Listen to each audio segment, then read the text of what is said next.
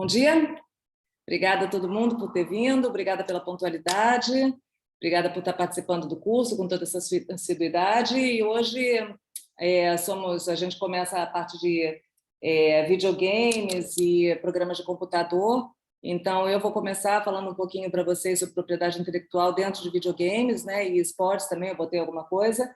E depois a gente vai ter o Carlos Alexandre, que já está aqui, que vai fazer um workshop para a gente sobre o registro de programas de computador no INPI. Como vocês sabem, no Brasil é uma estrutura um pouquinho atípica com relação a registro de programas de computador, porque apesar de ser protegido por direitos autorais, é o INPI que se encarrega desse registro.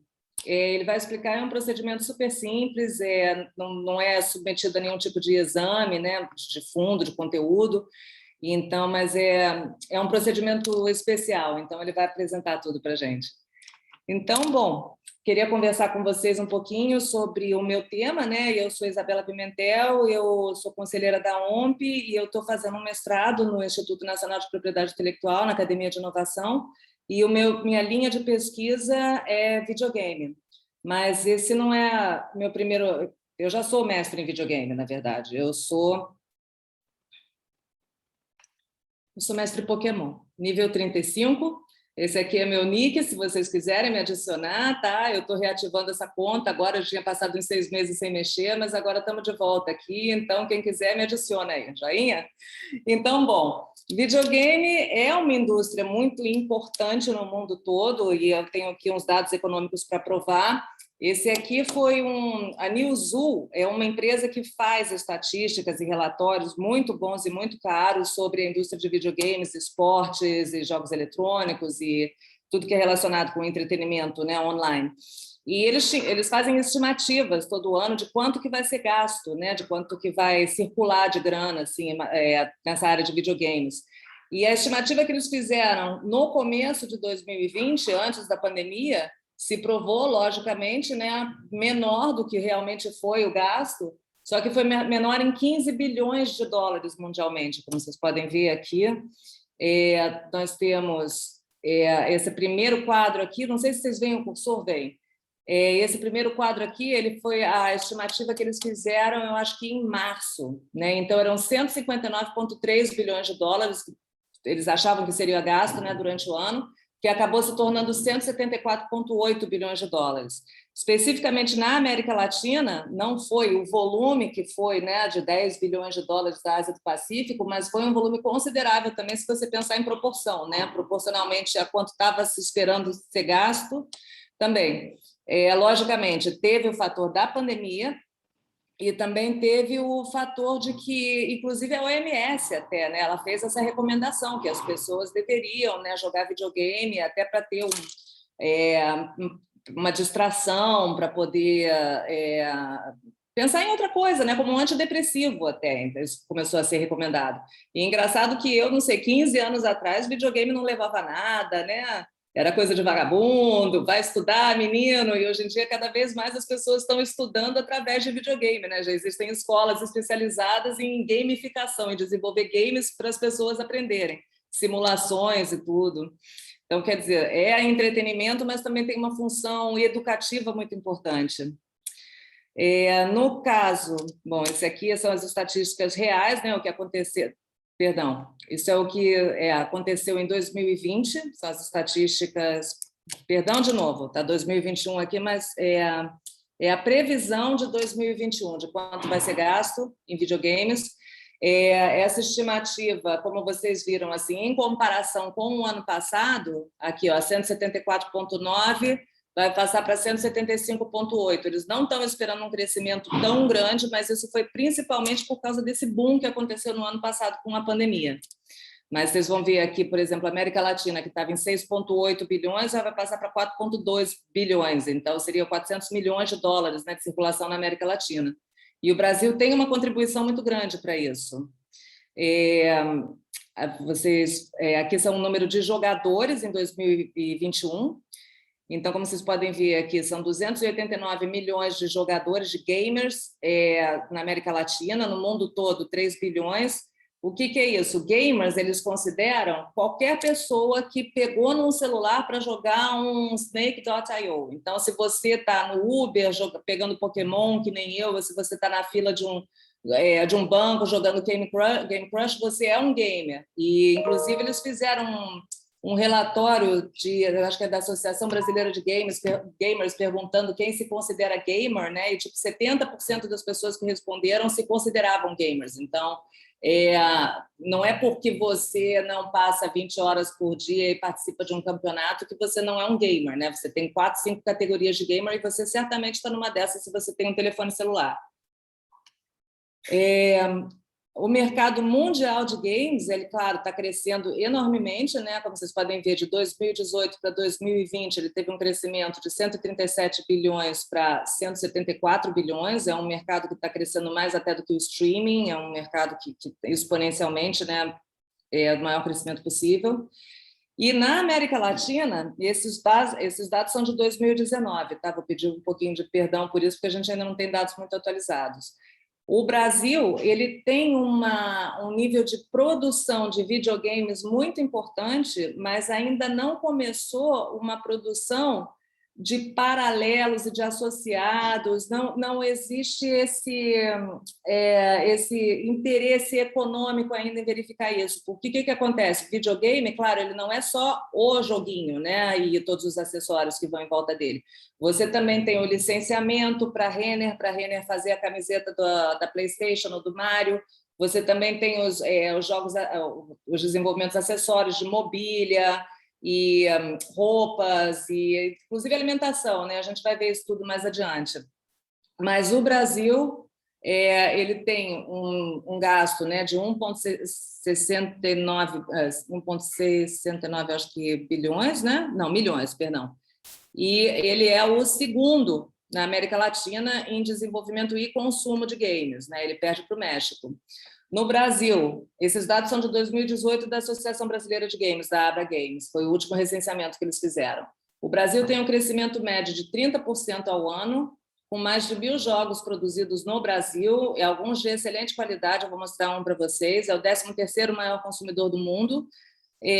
Como vocês sabem, cada habitante do Brasil, principalmente agora com a pandemia, né, passou a ter pelo menos um smartphone ativo, fora os que tem na gaveta, né, que usa só para jogar, quando entra no Wi-Fi. E as desenvolvedoras de videogame, quer dizer, as pequenas empresas que fazem videogame, que produzem, elas passaram em 4 anos de 142 para 375, isso é mais de 100% de crescimento. A concentração delas, claro, a maior é na região sudeste, e a gente tem, assim, em São Paulo, um grande número de desenvolvedoras, mas a gente também tem programas de incentivo de governos. Então, o Rio Grande do Sul, por exemplo, ele criou esse projeto Gamers, Game RS, né, Rio Grande do Sul, que é para o desenvolvimento, para o estímulo ao desenvolvimento de videogames. No estado do Rio Grande do Sul, existem 10 universidades que já oferecem cursos de videogames. E aí você tem outras iniciativas, por exemplo, em Santa Catarina tem uma iniciativa em Florianópolis, foi desenvolvido um polo de videogames, mas ele é muito do setor privado, então tem uma grande desenvolvedora, Roblon, que começou a organizar campeonatos, a organizar projetos e eventos, né, que daí começou a estimular o desenvolvimento de desenvolvedoras de videogame na região. Então, hoje em dia, em Florianópolis, você tem uma produção até bem considerável, você tem 21 desenvolvedoras de videogame. Então, você tem algumas iniciativas isoladas, assim, estaduais, algumas poucas iniciativas também governamentais do governo federal, né, mas pelo que a gente andou, nesse grupo de estudo que a gente fez, a gente andou entrevistando alguns desenvolvedores de games, e não existe muita conscientização desses projetos, né, de estímulo, né, de incentivo. Eu ainda não sei porquê, pretendo descobrir isso, trazer esses dados para vocês no final do ano que vem, né, quando eu preparar minha tese, mas a gente vê isso, né, existem algumas iniciativas, né, para desenvolvimento de desenvolvedoras e de um mercado de videogame, mas que às vezes eu acho que elas não são muito divulgadas ou não são muito continuadas. Vamos ver isso. Isso aqui também foi do censo de 2018, então 97,9% das desenvolvedoras nacionais declararam que elas desenvolvem PI própria, quer dizer, elas têm suas próprias marcas, elas têm seus próprios direitos autorais, seus próprios desenhos industriais, tá? E aí 12,2% licenciam de outras empresas, né, para desenvolverem seus próprios games, e 9,7% desenvolvem games e vendem para terceiros, né? Agora, esse número aqui, eu acho que é esse aqui, sim. Esse é um número que eu acho particularmente um pouquinho preocupante, porque em 2014, 46,2% das desenvolvedoras declararam que conheciam PI e tinham contratos para proteger a PI. E em 2018, esse número caiu para 41,7%. Era um número que devia ter crescido muito mais, né? Você imagina que uma empresa que é praticamente PI pura, que é uma desenvolvedora de games, ela teria uma consciência maior, né, da importância da PI. Esse número aqui ele me preocupa bastante, pode ser porque a vida útil de uma desenvolvedora de games ela é muito curta, né? Normalmente uma desenvolvedora de games é um cara no quarto dele desenvolvendo alguma coisa, né? De repente ele contrata um compositor para fazer uma trilha, alguma coisa assim, mas normalmente é uma pessoa só, é uma microempresa, e às vezes eles fecham, né, e abrem com outro nome. Então também a vida de uma desenvolvedora de games, né, dessas assim mais indies, não são muito longas, né, mas mesmo assim existe essa comunidade, existem esses cursos todos hoje em dia, né, de desenvolvimento de games. Então por que esse número não está crescendo? Esse é um dado um pouquinho alarmante para mim.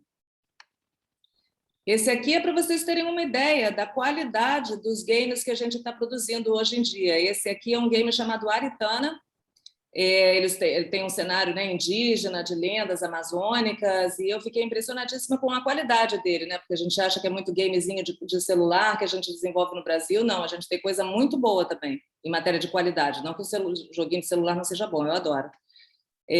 Bom, por que a API é importante para o mercado de videogames especificamente, né? Além de o videogame em si ser uma API, que eu vou mostrar para vocês daqui a pouco, a API ela é importante para adequar o produto a necessidades específicas. Então, eu jogo no celular. O meu filho ele prefere jogar dentro de casa, alguma coisa com uma televisão, com uma qualidade melhor. Então, ele tem um console, né? Um tipo de um PlayStation, um Xbox. O meu outro filho ele quer jogar com os amigos, são jogos mais interativos, então existe essa possibilidade de você ter o Switch. Então você tem vários formatos para você jogar o game, né, na situação onde você se adequa melhor, né, onde você se sente mais confortável.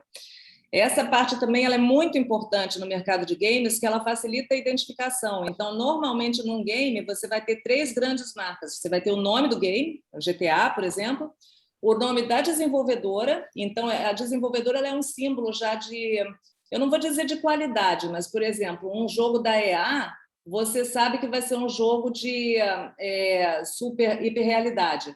Um jogo da Activision, você sabe que vai ser um jogo de ação. Um jogo da Nintendo, você sabe que ele vai ter um conteúdo lúdico de storytelling. Então, quer dizer, você já, pelo tipo, né, pela desenvolvedora, você já tem uma ideia de que jogo que é. E, claro, para essas desenvolvedoras indies nacionais também isso é muito importante, porque daí, se eu joguei um jogo de uma desenvolvedora pequena que eu gostei e no dia seguinte eu vou lá no Google Store, no Apple Store, eu posso ver um jogo desenvolvido por essa desenvolvedora e baixar também. Isso é muito importante para eles. E você também tem a marca do console para o qual ele é compatível, que também é muito importante, porque se eu tenho um PlayStation e comprar um jogo de Xbox, por exemplo, ele não vai rodar.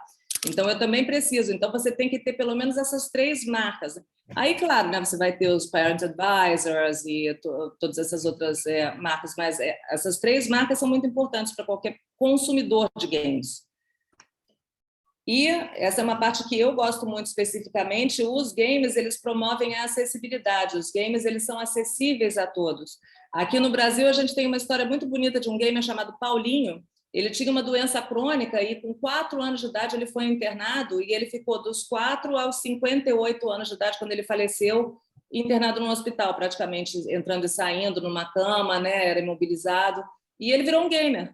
Ele conseguiu, através do videogame, não só ter uma uma distração para essas horas longas de hospital, como ele conseguiu desenvolver uma profissão em função disso, né? Por quê? Porque os games eles facilitam e eles são acessíveis, né? Também, além de você poder jogar online, existem equipamentos que vêm sendo cada vez mais desenvolvidos também para isso. A própria Xbox, ela pediu a patente tem um tempo, até tem que dar uma olhada para ver como é que está isso, para console em braille. Então, você tem cada vez mais, e aqueles equipamentos de realidade aumentada, também realidade virtual, tudo isso também facilita a acessibilidade, né, para todos. E ele melhora a qualidade de vida. Quem é de 1980, que nem eu, com certeza conhece esse bichinho aqui e com certeza fez um calo na mão de tanto jogar esse diabo aí, porque esse console ou quebrou também, quando saía a borrachinha que você ficava só com arame, aquilo era um inferno, né? E aí eles foram melhorando, né? Foram fazendo coisas mais ergonômicas. Hoje em dia você tem esse do PlayStation aqui, que ele é gostoso de pegar, que tem os botõezinhos, claro, né? Meus filhos já estão tudo assim, né? Também de tanto jogar isso. Mas enfim, vai se melhorando, né? Vai fazendo uma coisa mais confortável para a gente também. E aí entra muito do desenho industrial também e do design. Direitos de propriedade intelectual em videogames são tudo. Tudo que você possa associar à propriedade intelectual vai ter um contexto de videogames. Talvez, assim, indicação geográfica seja um pouco mais difícil de achar um contexto, mas vocês vão acabar achando. Até porque, como vocês já viram, né, quem trabalha nessa área sabe, TI está em tudo, né? Tá até na coleira do gato. Então, bom, em direitos autorais, que é a maior área, né, onde você tem propriedade intelectual em videogames, você vai ter o roteiro, você vai ter a trilha sonora, você vai ter o programa de computador em si, você tem vários componentes de direitos autorais em videogame. Aí eu estou vendo a Luísa Reder está escrevendo alguma coisa aqui, queria falar também, eu vou comentar isso daqui a pouco. A Luísa, ela fez o TCC dela em videogames. A gente troca figurinha, volta e meia. Oi, Luísa. Aí você tem os direitos... Tudo bom? Aí você tem os direitos conexos. Os direitos conexos você vai encontrar, por exemplo, um jogo que ficou muito popular numa época, que foi o Guitar Hero. Não sei se vocês conhecem, mas o Guitar Hero, eu acho que eu tenho um caso aqui para mostrar para vocês aqui para frente. A Activision desenvolveu esse jogo, aí você tinha uma simulação de uma guitarra, você botava o jogo na tela e você ficava tocando aquilo, aí ficavam umas barrinhas assim, aí você tinha que ir acompanhando, né? Você tinha que apertar o vermelho ou o amarelo no tempo. E eram músicas, né? Era como se você fosse o guitarrista de uma banda de música. A Activision, ela comprava os direitos autorais de uma determinada música, então vamos dizer que eles iam fazer uma música, fazer um gamezinho com uma música dos Beatles. Beatles não, porque tem tudo super protegido, mas enfim. Compravam os direitos autorais e aí eles tinham uma banda própria que fazia a gravação. Normalmente eles não usavam a própria gravação. Então, quer dizer, aí eles não tinham que pagar os direitos conexos. Mas isso deu uma confusãozinha que eu vou mostrar daqui mais para frente. Marcas, como eu falei, também as marcas elas são super importantes, né? Não só na capinha do videogame, como também hoje em dia cada vez mais. Eu acho que vocês viram na aula da Débora, eu acho que na aula do Fábio, você tem marcas entrando em videogames também. Então, você, por exemplo, o Pokémon Go, eles têm um convênio, né, um crossover com a Longchamp. Então, eles têm alguns eventos promocionais e daí, quando acontece, por exemplo, não sei, a Semana de Moda de Paris, você pode comprar para o teu avatarzinho lá uma mochilinha da Longchamp para botar no teu avatar. Ou então, você compra um tênisinho da Nike para botar no teu avatar. Então, tem cada vez mais essa presença de marcas ali dentro também. Patentes, você vai ter patentes principalmente no console, né? Então, quer dizer, no PlayStation mesmo que você vai fazer, que a PlayStation está desenvolvendo, ou no Wii U também, a gente tem muitos casos de patentes ali, muitas patentes dentro do Wii U, né? Aquele negócio que você sacode ali, aquele console. Modelos de utilidade, você vai ter principalmente no joystick, né? Ou então você vai ter uma canetinha que você vai usar para escrever na tela.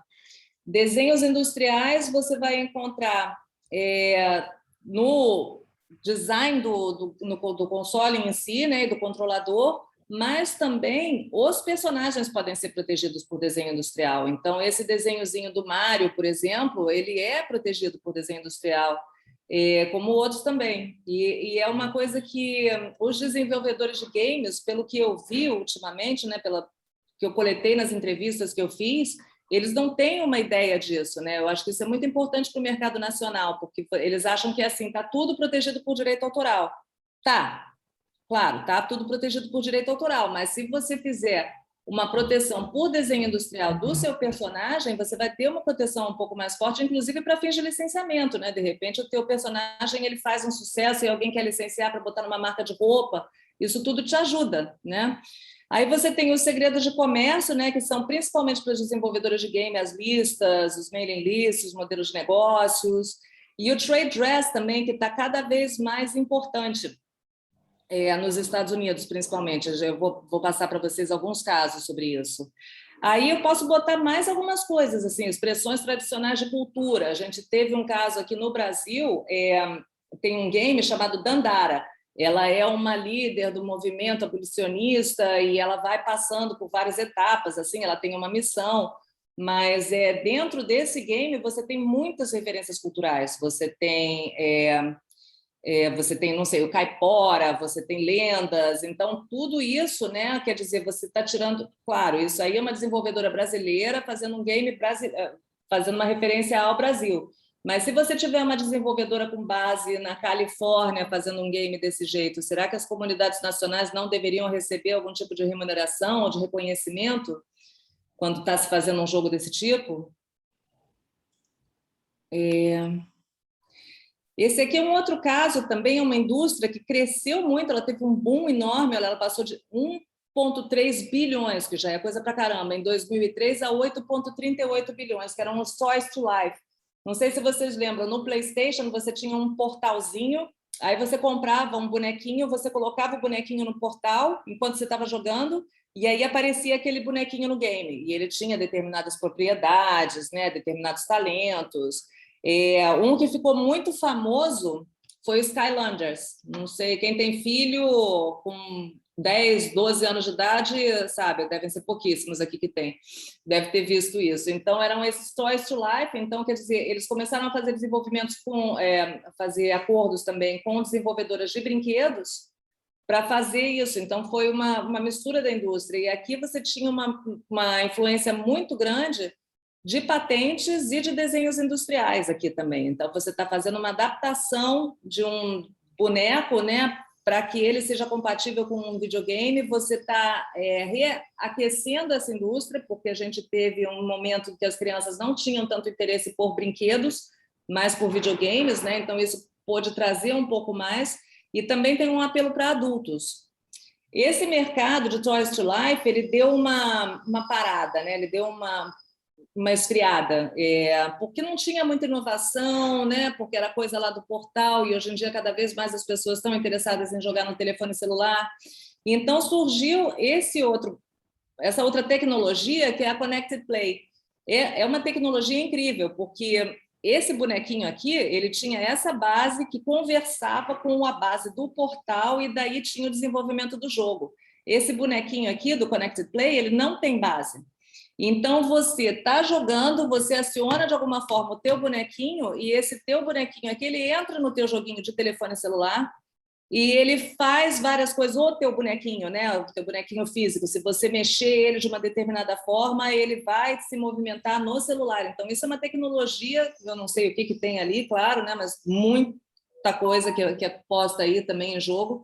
E aí ele também está associado, e aí você tem um mercado também paralelo, né? Então, você, além do bonequinho, você vai comprar a arminha dele, você vai comprar os cards relacionados a ele. Então, para cada um desses aí também é mais royalty que entra, e são mais casos também de infração de propriedade intelectual, que é para isso que a gente vive, né?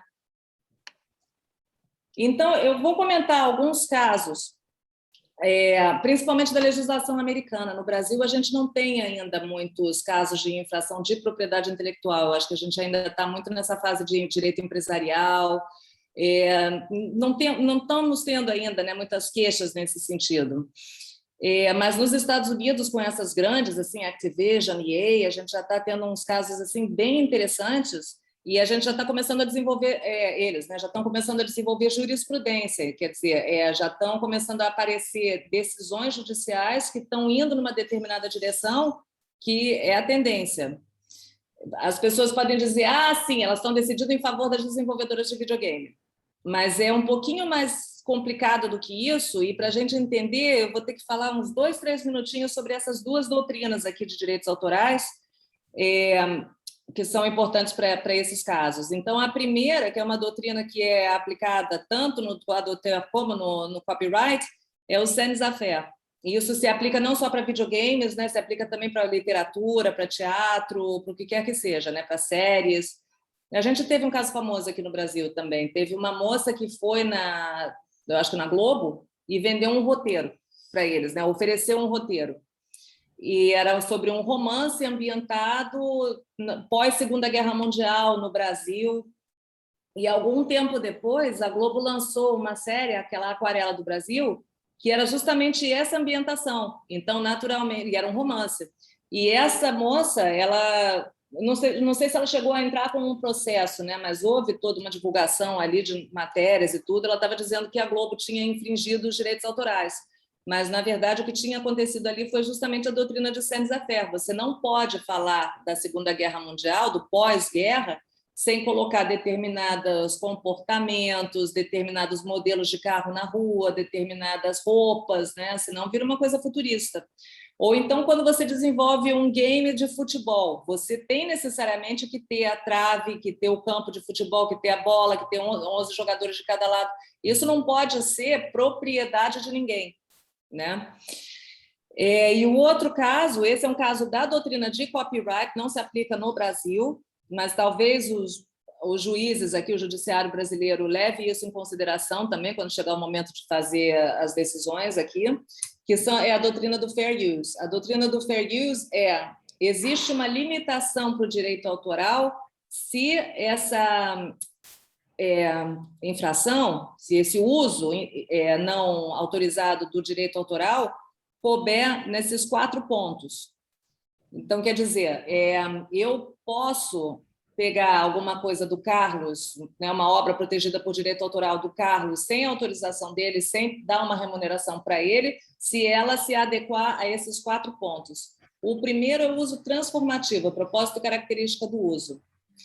Eu vou dar um exemplo mais para frente que vai ficar um pouco mais claro, essa coisa de fair use é bem complicadinha. Eu não estou usando aquela obra exatamente da forma como o Carlos criou. Então, o Carlos ele fez uma peça de teatro, por exemplo, e daí eu estou escrevendo um livro sobre essa peça de teatro que se ambienta. A gente teve um caso agora da Margaret Atkins, ela fez um livro que era sobre uma equipe fazendo uma produção de uma peça do Shakespeare. Então, quer dizer, você tem um uso transformativo, né? Você já não está mais falando da peça em si. Aí você tem a natureza da obra protegida também. Então, se a obra protegida ela por exemplo, para peças de teatro, isso também é uma reprodução um pouco do uso transformativo, né? Se ela é uma peça protegida para obra de teatro e você está usando ela para música, por exemplo. O montante e a substancialidade do uso. Então, você está reproduzindo um trecho curto, esse trecho curto ele é um trecho que é essencial, porque às vezes você pega um parágrafo de um livro, mas é a conclusão, por exemplo, né, de um artigo acadêmico, por exemplo, então daí também não é um trecho curto, né? Você está dando tudo ali. E a substancialidade do uso.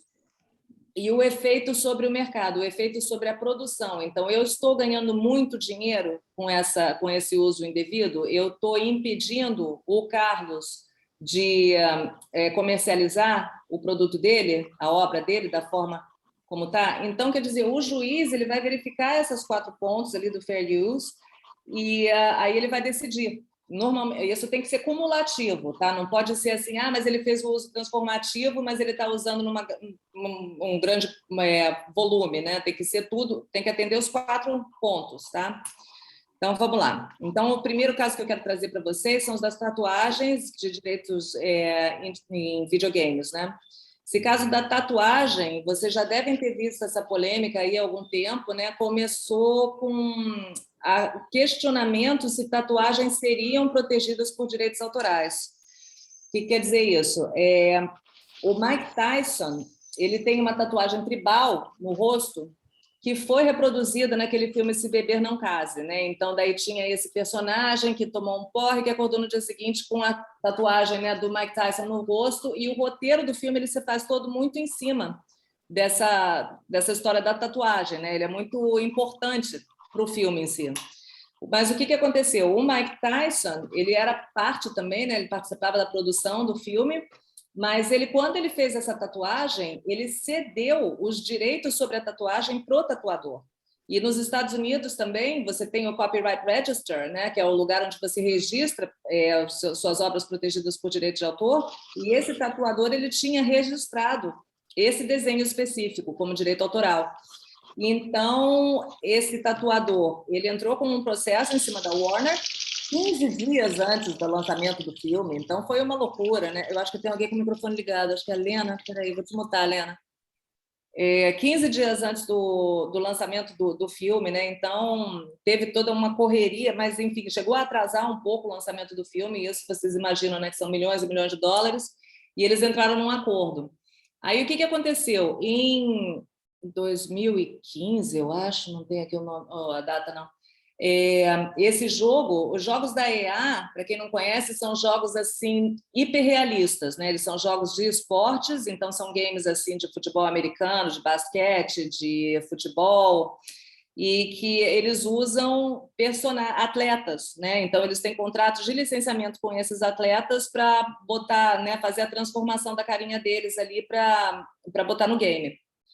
Então a NFL, não, a EA, ela fez esse game, o Madden, né, o NFL Street, e na capa do game eles puseram esse atleta aqui, o Ricky Williams, com essa tribal aqui, que ela aparece, ela fica muito evidente. Aqui eu estou falando da capa, tá? O tatuador, ele falou que ele deveria ter tido direito, né? Ele deveria ter sido consultado, deveria ter dado autorização para o uso dessa tatuagem, porque essa tatuagem é alguma coisa que associa muito ao atleta, ao Ricky Williams. Ela estava muito em evidência e estava contribuindo de alguma forma para a venda do videogame. Essa foi a alegação dele. Esse caso, ele não chegou a ser decidido porque as partes entraram num acordo sigiloso, coisa que eu detesto, que daí a gente não fica sabendo né, o desfecho, mas enfim, tem direito. Elas entraram nesse acordo, mas esse foi um precedente, né? Foi um primeiro momento onde houve, então, esse tipo de atenção. Até porque naquela época também a qualidade dos games não era tão excelente como é hoje em dia, então para você poder chegar num ponto assim de você colocar num avatar uma tatuagem, né, ia ficar só um borrãozinho, né? Mas hoje em dia eles são cada vez mais sofisticados, então você consegue realmente ver detalhes, né, de cada jogador.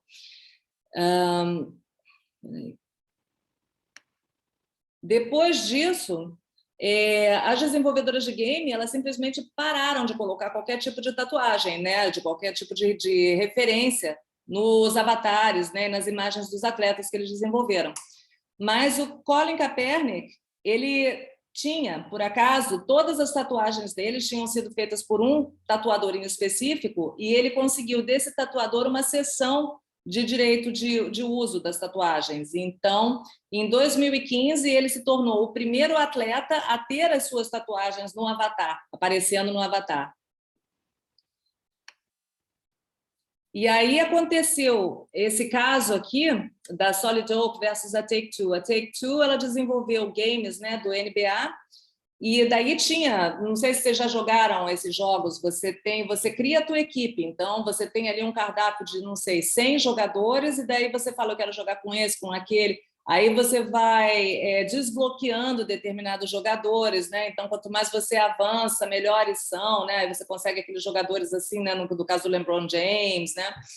Então, desses 100 jogadores, né, que tinham, desses 100 avatares, tinham 3, o LeBron James, o Kenyon Martin e o Eric Bledsoe, e eles tinham as tatuagens reproduzidas, né? E tinha esse tatuador da Solid Oak Sketches, que é uma empresa, né, que faz tatuagens. ele tinha 5 tatuagens dentro dos avatares aqui. Quer dizer, você vê aqui o LeBron James, ele tem várias tatuagens, você vê aqui nesse braço, nesse, né, no pescoço. No total, assim, desses 100 jogadores, você tinha 3 jogadores que tinham 5 tatuagens, de várias tatuagens que eles tinham no corpo, né, que eram desse tatuador.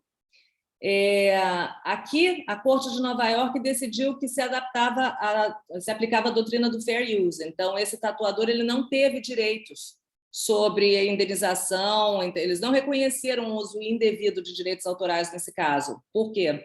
Era um uso transformativo, principalmente. Você não estava mais no jogador, ela estava no avatar do jogador. Era uma reprodução muito pequena, né? Eram tatuagens mínimas, minúsculas, elas não interferiam, ninguém estava escolhendo aquele jogador porque ele tinha uma tatuagem maneira, eles estavam escolhendo o jogador porque era o LeBron James. E ela também não interferia na venda da obra e nem na venda da tatuagem, né? Eles entendiam que muito pelo contrário, você estava botando mais em evidência aquela tatuagem daquele tatuador e talvez alguém até tenha interesse em procurar aquele tatuador para fazer uma tatuagem porque era, né, aquilo que o LeBron James tem. Mas que isso não estava... A Take-Two não estava vendendo mais jogos porque tinha aquela tatuagem específica. Talvez sim, ela está vendendo mais jogos porque são hiperrealistas e você pode ver até as tatuagens, né? Mas isso é principalmente devido à tecnologia aplicada do que a tatuagem em si. Então, esse foi um primeiro caso. A Corte Americana está indo nessa direção, né, de entender que adaptações em jogos, né, em videogames, se aplicam à doutrina do fair use. Você teve também, eu acho que o Fábio ele apresentou aqui aquele caso da Lindsay Lohan, né, que tinha um personagemzinho num game, eu acho que no GTA, que era muito parecido com a Lindsay Lohan.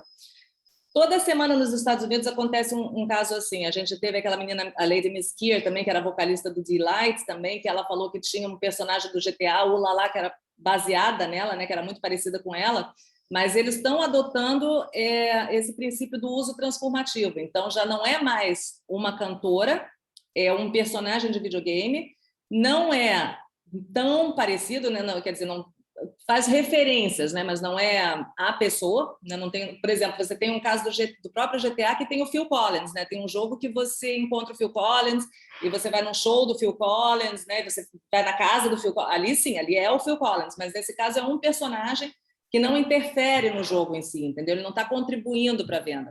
Claro, quando você tem assim um Activision Aerosmith, por exemplo, quando você tem esse GTA do Phil Collins, aí é outra história, né? Mas nesses casos específicos assim de infração de uso de imagem, está indo tudo muito para esse lado. Agora, a gente tem um caso, esse aqui, que também é contra a Take-Two, mas dessa vez é da Catherine Alexander. Ela também ela fez 6 tatuagens nesse jogador de MMA, no Randy Orton. E o Randy Orton, ele entendeu que, pelo fato dela ter tatuado ele, o corpo dele, a tatuagem era dele. Então, ele simplesmente... A Take-Two perguntou para o Randy Orton, essas tatuagens, você tem direito sobre essas tatuagens? E o Randy Orton falou que tinha e cedeu. E a Catherine Alexander, ela está dizendo que não, porque a tatuagem era dela, né? Então, ela está com esse processo. Em um primeiro momento, o tribunal decidiu a favor, e essa decisão estava programada, a segunda, né? Teve um recurso, estava programado para agosto, mas aí ela foi postergada para setembro e a gente está acompanhando aqui com a pipoca na mão, né? Estou louca para ver a decisão disso, porque isso pode confirmar essa tendência do judiciário, como pode confrontar. Então, a gente pode ser que daqui a um mês, tudo que eu esteja dizendo agora esteja obsoleto, já tenha uma outra... um outro viés por conta dessa decisão. Tomara que sim, né? E aí a gente tem esse caso aí que eu acho que o Rafa também já falou, Rafael Attab, dos emotes. Então, os emotes são essas dancinhas da Fortnite, você compra elas, então você compra um pacote, né, por $10 e você tem direito a comprar não sei quantas armas, tantos personagens e tal, e você tem essas dancinhas. No caso, esse aqui é o Afonso Ribeiro, que ele tinha um personagem no Fresh Prince of Bel-Air, era o Carlton, e ele fazia essa dancinha aí que vocês estão vendo na tela. E a Fortnite vendeu uma dancinha, que é essa dancinha. Então, ele entrou com um processo em cima da Fortnite por infração de direitos autorais, uso indevido. Mas, nesse caso, eles estavam indo para esse lado da doutrina do fair use também, dizendo que, primeiro, essa dança não tinha originalidade o suficiente para ser considerada uma dança autêntica, e segundo, tinha esse uso transformativo, porque daí, no caso, o Carlton ele dançava no seriado, fazia essa dancinha quando não tinha ninguém em casa olhando, né? Daí tinha umas cenas assim. E no jogo, não. No jogo, você faz a dancinha porque você comprou o direito de fazer a dancinha, porque aquela bobagem ali de adolescente, né? Desculpa, meu filho que não me ouça. Mas, enfim, ele perdeu na primeira instância e ele desistiu do processo. Só que quando ele entrou com esse processo, tiveram outras personalidades que tiveram suas danças adaptadas para o Fortnite que também entraram com o processo. E eles ainda estão na fila de espera, o judiciário está resolvendo, né, tirar um recesso desse tipo de decisão para eles entrarem num acordo, né, se isso deve ser seguido adiante, se isso realmente é uma coreografia. Primeiro, eles estão tentando decidir se isso se encaixa no Copyright Act, né, para depois levarem adiante. Mas aqui também o fair use está entrando muito forte. Aí você tem esse caso aqui, que é um caso de direitos conexos, que eu estava comentando com vocês, da Activision. A Activision desenvolveu esse jogo Guitar Hero e ela compra os direitos às músicas das gravadoras, né, dos criadores, e eles têm uma própria banda que faz uma versão e que coloca no jogo. Então, eles compraram para esse jogo, né, Rock the 80s, eles compraram dessa banda The Romantics, uma música chamada What I Like About You, tá? Vocês podem procurar isso. E a banda entrou com um processo contra a Activision, dizendo, por infração de direitos conexos, alegando que a versão que foi feita pela banda cover era muito parecida com a versão deles. Mas, é claro, uma banda cover, né? Então, existe toda essa discussão também, até onde que cover, né, ele é uma infração dos direitos conexos, né? E a banda, eu acho que aí que foi o erro delas, eles solicitaram a retirada do jogo inteiro do mercado, que tinha outras 18 músicas. E aí o tribunal decidiu em favor da Activision, eles não viram isso dessa forma, né? Mas foi um primeiro caso, né, de infração de direitos conexos em cima de videogames, né? Vamos ver qual é a tendência disso aqui também. Patentes, a gente também teve um caso, que foi o caso da iLife. Quando a Nintendo lançou o Wii U, a iLife era uma empresa que desenvolvia produtos de monitoramento de bebês recém-nascidos, né, e pequenos. Então, você tinha um tipo de um controle que você monitorava batimentos cardíacos, controle, né, de sinais de vida de bebês. E a iLife, ela processou a Nintendo, dizendo que a Nintendo tinha incorporado no Wii U 6 das patentes que elas tinham dentro dos seus produtos, né? A corte descartou várias delas, né? 5 das 6 patentes que eles estavam alegando, mas uma patente eles disseram que sim, realmente houve infração. E a Nintendo foi condenada a pagar 10 milhões de dólares para a iLife pela infração dessa única patente. A Nintendo tem 10 milhões de dólares para pagar isso, um desenvolvedor nacional de games não tem. E aí a gente tem casos de trade dress também, que também estão indo nessa linha do fair use. Então, o trade dress, como vocês sabem, é a ideia, né? A ideia geral, o conceito geral. Então, em 2005, a Activision lançou a Guitar Hero e ela fez uma licença com a Gibson para fazer o controlador, né? A guitarrinha que o usuário usa, num modelo parecido com um modelo da Gibson. E aí a Activision colocou no game aquela mesma guitarrinha, aquele mesmo modelo da Gibson. E a Gibson processou a Activision por infração de patente. A corte entendeu que o instrumento musical utilizado, né, quer dizer, o desenho da Gibson, como ele estava transposto para um ambiente de videogames, já não era mais o mesmo objeto. Então, de novo, o uso transformador. Então, eles decidiram a favor da Activision. E aqui a gente também tem um outro caso, aqui entra um pouquinho, eu acho que sem desafé. A Activision, de novo, né, a Blizzard, eles fazem games com cenários ambientados em guerra. Então, eles fizeram um Call of Duty Modern Wars, que são guerras de deserto, né? Então simula a guerra do Iraque, a guerra do Afeganistão. É um ambiente fictício assim, mas que daí tem o exército americano numa guerra de deserto. E eles utilizaram o desenho desse Jeep Humvee, que foi um Jeep utilizado pelo exército americano nas guerras do Iraque e do Afeganistão, se eu não me engano. A Humvee entrou com um processo em cima da Activision, né, colocando que eles não tinham autorizado o uso, né, da marca e do trade dress também. E aí entrou um pouco na ambientação da liberdade de expressão e da doutrina do sans-affaire. Então, foi o que eles alegaram, que o juiz decidiu foi que, entendeu, você não pode fazer uma reprodução de um ambiente de guerra com a presença do exército americano no final do século XX, começo do século XXI, sem colocar aquele modelo de Jeep. Então, quer dizer, também decidiram a favor da Activision. E a gente tem agora um tema também que está ficando cada vez mais crescente, que é o tema do User-Generated Content. Então, o que é isso? As desenvolvedoras de game, eles têm os seus próprios plataformas onde eles incentivam os jogadores a criarem o seu próprio conteúdo. Então, você pode criar o seu próprio avatar, você pode criar um roteiro, é mais ou menos, não sei se vocês conhecem fanfic para literatura, então tem uma turma que se junta e daí eles ficam escrevendo o que aconteceria se o Faustão se apaixonasse pela Selena Gomez, se o Frodo tivesse um caso com o elfo, o Legolas.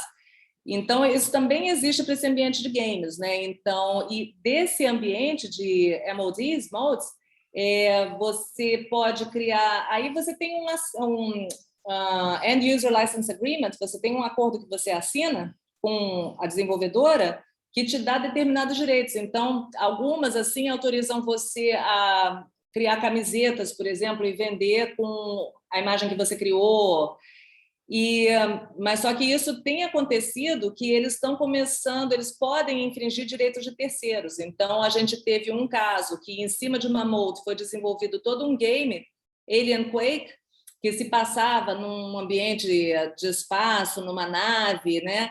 E a produtora da Alien, aquele filme da...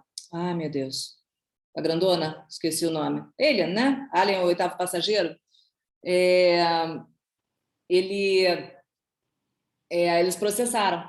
Eles processaram, então, a desenvolvedora de onde surgiu o Quake, também por infração. E aí a gente teve esse caso também da City of Heroes, que também foi processado pela Marvel, alegando que esses personagens aqui que foram criados eram muito parecidos com os personagens da Marvel.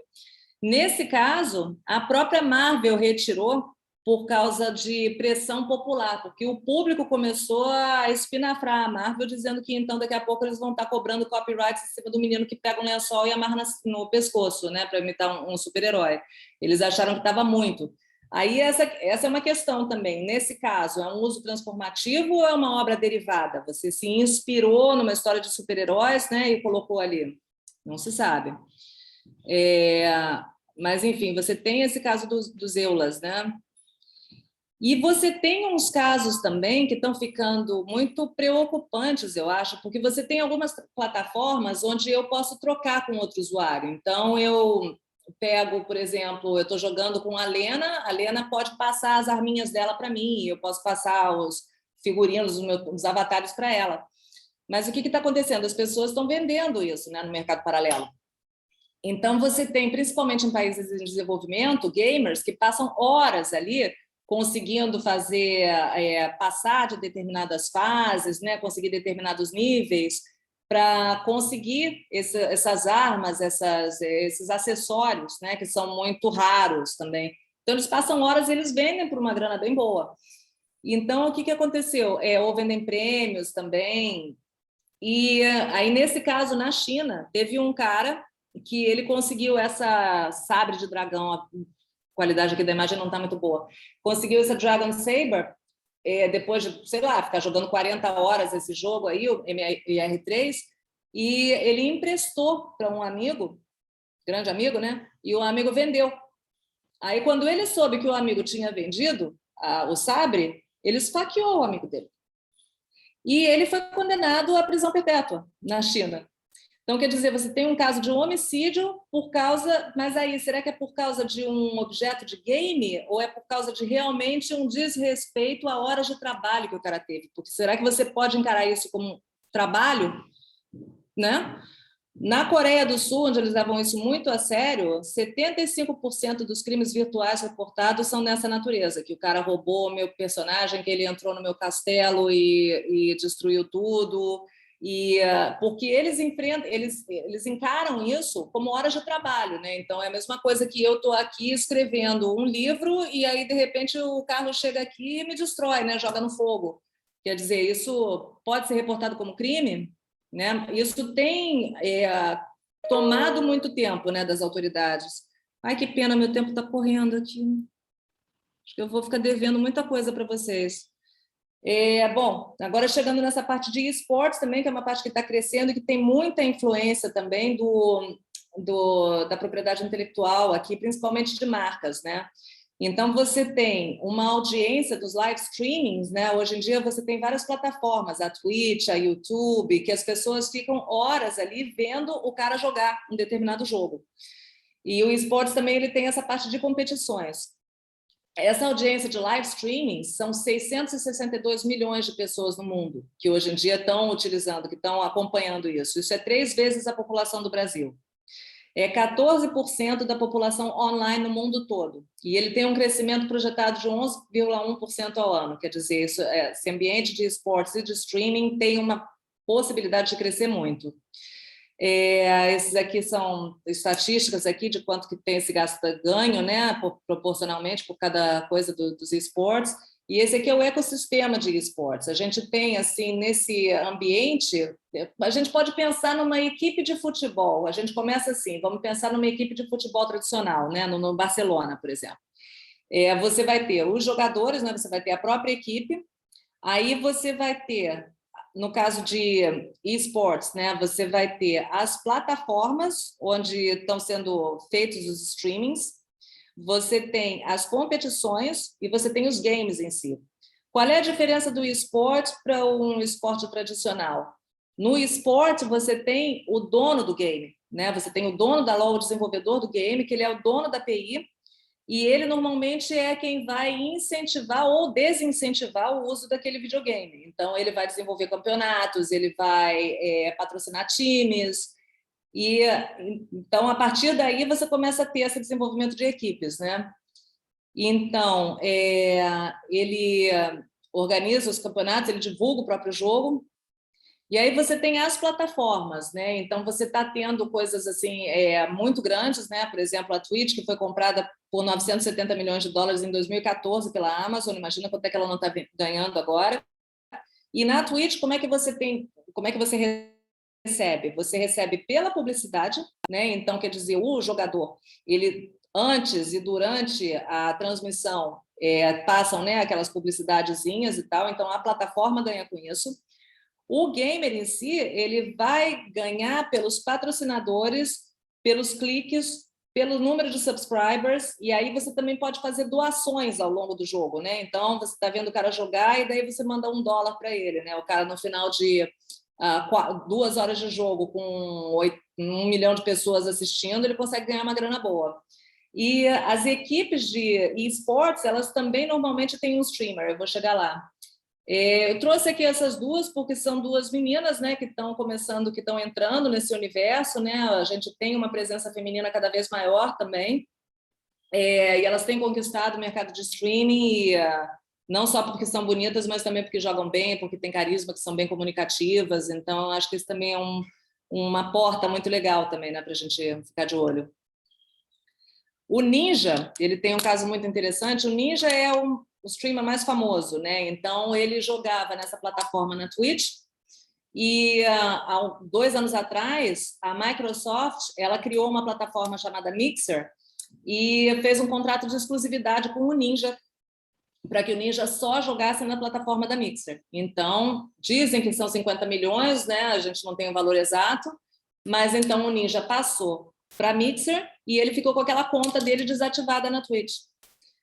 A Twitch pegou a conta do Ninja e começou a passar vídeos de outros gamers, né, para incentivar, usando, né? Então você entrava lá no canal do Ninja e você começava a ver de outros, né? E o Ninja ele estava assim, pô, mas é meu nome, né? É minha conta. E realmente, quando você assina um acordo de licença, você dá esse direito também para a plataforma de fazer isso. E ele estava brabo, né? Só que daí chegou uma hora que, em algum momento, alguém estava colocando pornografia no Twitch e essa pornografia começou a passar no canal dele. E aí, com base nisso, ele conseguiu fazer com que o Twitch parasse, né, de usar o canal dele para mostrar outros games. As competições, você tem, assim, por exemplo, a LoL, né, a final de 2018, ela lotou um estádio na Coreia do Sul e ela juntou mais de 99 milhões de viewers online, então esse é um público bem grande, não chega a ser a final da Champions League, né, que eu acho que são 200 milhões, mas é um mercado que está crescendo muito. Mas o que acontece? As pequenas equipes elas têm muita dificuldade em entrar nessas competições, porque a franquia é muito alta e não tem garantia de retorno. Você tem prêmios milionários, mas se você não for o primeiro, segundo colocado, né, você não tem nenhum tipo de retorno. Então, estão acontecendo as grassroots competitions, que são competições menores, né, com um prêmio irrisório, mas que tem atraído o interesse da garotada, né? O meu filho, até essa semana, ele veio falar que ele entrou numa equipe virtual de futebol na FIFA 2021, que ele joga com os amigos online, e que daí tem um prêmio de R$1.000, né? Eles sabem que eles não vão ganhar, né? Mas ele estava todo felizinho que ele tinha ganho de uma equipe lá, que eles tinham ganhado a primeira partida. Então é aquele futebolzinho de várzea que agora está entrando no ambiente de internet, né? Que tem tudo a ver com a vida que a gente leva hoje em dia, né? Que a gente não mora necessariamente mais todo mundo na mesma rua ou na mesma cidade, né? Então isso também está trazendo muito, né? Essa sociabilidade, essa interação. As marcas têm um interesse cada vez maior também em serem dispostas nesse tipo de campeonato, né, nesse tipo de evento, mas elas têm um desafio de encontrar equipes que sejam adequadas com as delas, né, elas têm que se atualizar também, a marca ela tem que estar dentro de um contexto. E aí você também tem esses eventos de gamers. A gente no Brasil a gente tem essa Game XP que é muito grande aqui no Rio de Janeiro, né? E que daí, de acordo com a Fundação Getúlio Vargas, ela teve um impacto de 82,3 milhões de reais, a edição de 2019, e gerou 10 mil empregos e 11 milhões de reais em impostos, né? Então, um evento de uma semana é uma coisa assim, né? Ficar de olho também. As equipes, elas não são formadas somente pelo jogador e pelo técnico, né? Você também tem o manager, você tem uma série de profissionais, de fisioterapeuta, personal trainer, nutricionista, psicólogo, assessor de mídia social, analista, e você consegue ter um volume muito grande, né, de fidelidade. E eles também estão começando, como vocês veem aqui no final, aqui, a atrair investimento também de celebridades e de milionários, né? Então, o Michael Jordan ele investiu 26 milhões na Team Liquid, né? Uma equipe de esportes. Aí você tem os gamers, né, que são uma figura, claro, muito importante. Esse aqui é o Kalec, né, é filho de uma amiga nossa do INPI, da Vina. Os contratos são regidos pela Lei Pelé, então, quer dizer, acontece aquelas mesmas cláusulas assim de vendedor de jogador, né, de futebol, e é um esporte profissionalizante também. E você tem todos esses produtos aqui que estão surgindo, que são associados aos esportes, né? Principalmente no exterior. A gente aqui no Brasil, esse mercado ainda não foi explorado, mas você tem desenvolvimento de roupas específicas para esporte, comida, né? Isotônicos, aí você, claro, você tem o equipamento, os mouses, né? E você tem linhas de financiamento. Hoje em dia, o Banco do Brasil e a Santander já estão oferecendo linhas de crédito também para você comprar teu equipamento gamer, né, para investir em você como gamer. E você tem também uma linha de mobiliário.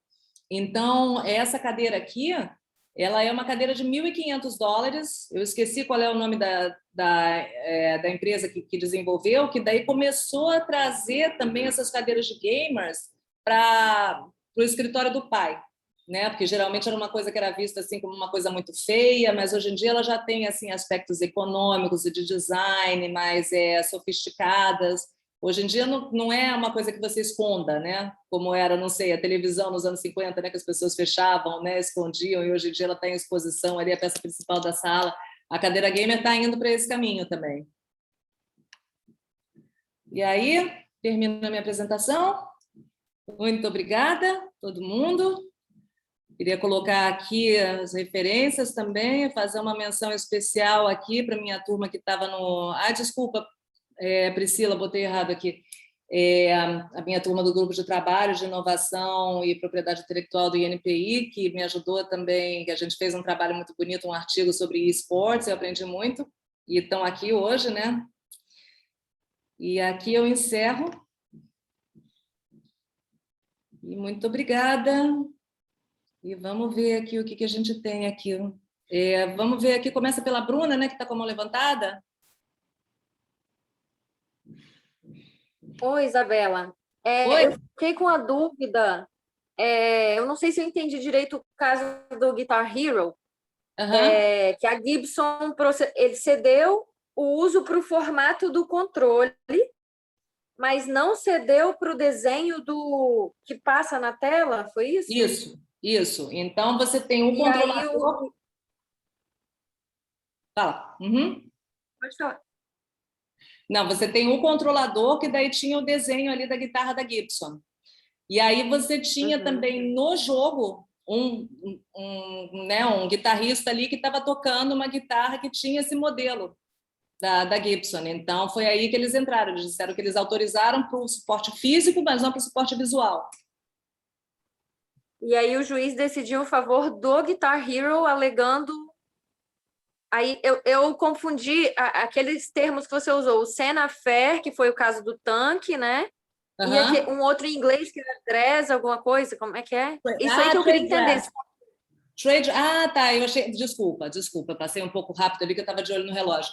Trade dress é um componente cada vez mais presente em propriedade intelectual. Ele ainda não foi reconhecido, eu acho, por lei no Brasil, mas já está tendo decisões nesse sentido. Então, por exemplo, se eu fizer... A gente teve um caso aqui, eu acho que da Coco Bambu, a Sheila vai saber qual é o nome do restaurante. Tinha um restaurante no norte que era especializado em vender camarão. E a Coco no Bambu... Nordeste, em Fortaleza, Coco Bambu mesmo. Em Fortaleza. Não, mas aí tinha um outro também, Camarões de Fortaleza, alguma coisa assim. Eram dois restaurantes ali na região, no Nordeste.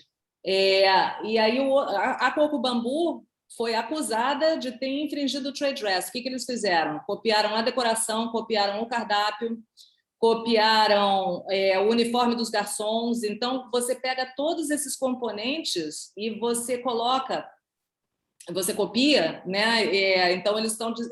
Isso se chama trade dress, né? Você pegar... Outro exemplo que você tem por exemplo, você sabe aquela maionese de cabelo? Você já viu aqueles rótulos de maionese de cabelo? Não? Bom, já teve muita gente que comeu maionese de cabelo achando que era maionese, porque a embalagem, ela imita uma maionese, o vidro de maionese Hellmann's. Então, quer dizer, são produtos diferentes, né? Ele não está induzindo o consumidor a comprar um produto achando que é uma maionese Hellmann's, em princípio, né? Mas assim, a pessoa compra e daí ela está infringindo o trade dress, porque daí você tem aquele conjunto, a posição do rótulo, onde que está o formato da embalagem, tudo isso, entendeu? Que se um copia, é considerado violação de trade dress. Então, nesse caso, eles pegaram o conceito da Gibson. Era isso que eles estavam dizendo. Entendeu? Entendi. E aí, pelo que você falou, não tem essa regulamentação no Brasil ainda, né? Eu lembrei, pegando esse gancho do que você falou, em 2018, o buffet que fez meu casamento, o chefe, ele falou que eles criam, né? Tipo, os petiscos, eles estão sempre inovando o cardápio. Então, ele criou um camarão empanado no coco, com uma geleia tal. Então, ele criou uma receita e ele criou a apresentação em um copinho de shot com a geleia no fundo e o camarão era um copinho como se fosse aquele de martini, só que mini copinho.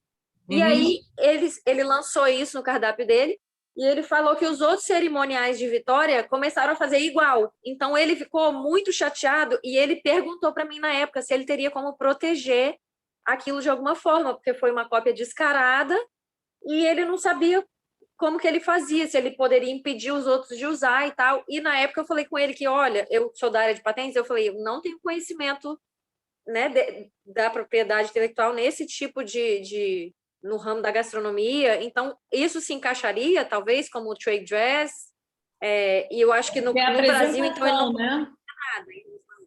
No caso, não é a receita, é a apresentação do prato? Os dois, mas é mais a apresentação mesmo. Porque a receita também, a gente não tem muita discussão aqui em infração de direitos autorais em cima de receita culinária, mas a tendência do legislativo internacional é achar que direitos autorais eles protegem ideias e não a expressão das ideias. Então, se eu pego um prato do Atala e eu reproduzo ele no meu restaurante, eu estou reproduzindo, é uma expressão da ideia. Então, aí não é... Não, perdão. Eu estou reproduzindo a ideia. A receita é o conceito. Então, se eu estou fazendo aquilo, aí é uma expressão de ideia minha. Entendeu? Eles não entendem que se protege por direitos autorais, no caso de receitas. Isso ainda está... Ele não teria como impedir os concorrentes de copiar, então, as novas ideias dele de apresentação. Não tem nenhum recurso no Brasil que ele poderia usar para bloquear as pessoas de fazerem igual, né? Eu estou entendendo que é um desenho. Eu vou abrir aqui para os universitários. Vamos colocar aqui umas ideias aqui no chat. Talvez, assim, né, se é uma coisa que ficou conhecida, pode ser por concorrência desleal, talvez. Acho que por aí podia ser, né? Se ele ficou conhecido no buffet. Como a gente teve aqui no Brasil, de repente, de uma hora para outra, surgiu aqueles brigadeiros de copinho, né? Que não tinha antes, era brigadeiro tudo enrolado, né? Uhum. Então, se de repente um buffet fica muito conhecido porque foi o que lançou o brigadeiro de copinho, talvez ele consiga alguma coisa por ali. Eu vou passar para a Dani para a gente não... Para a gente passar logo para o Carlos. Dani?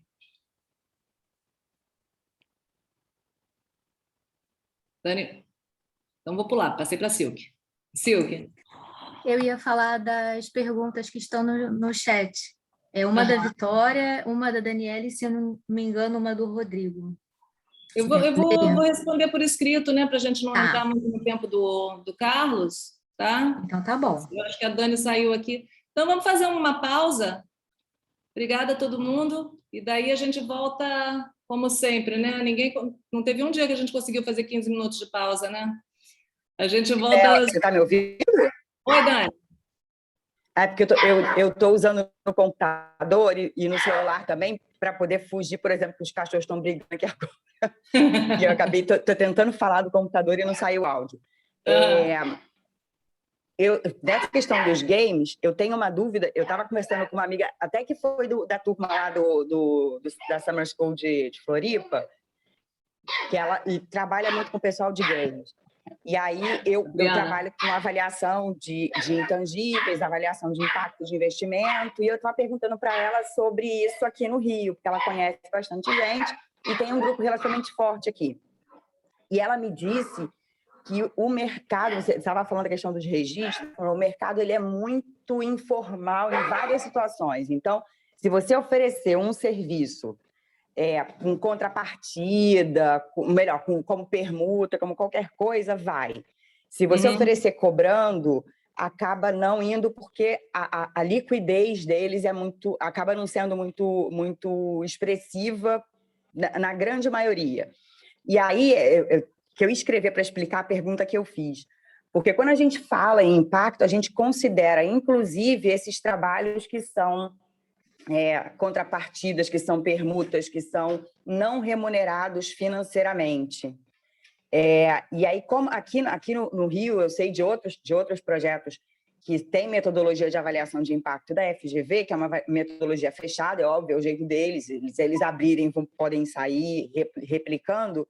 Eu queria saber se isso também é considerado, porque quando ela me diz que ela não reconhece nos grupos que ela tem participação, aqueles que têm capacidade efetiva de pagar por um serviço desses, eu fico me perguntando qual é a real dimensão financeira do impacto econômico. O financeiro e o econômico são diferentes, né? E aí eu queria saber disso, quando eu pergunto se tem alguma referência metodológica sobre o que é considerado nesses valores informados. Porque quando eu trabalho com isso, a gente também tem essa questão. o impacto final, ele considera o financeiro e o econômico.